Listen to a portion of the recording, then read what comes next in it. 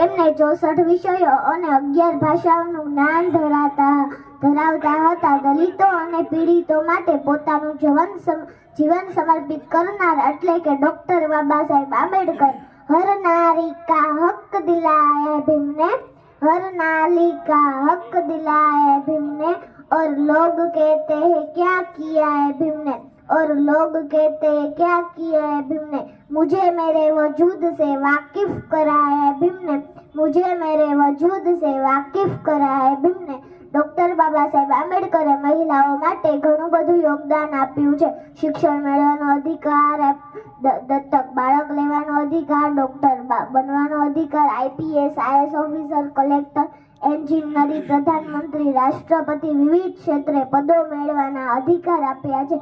Doctor Baba Saheb આંબેડકરે મહિલાઓ માટે ઘણું બધું સંઘર્ષ કર્યું છે.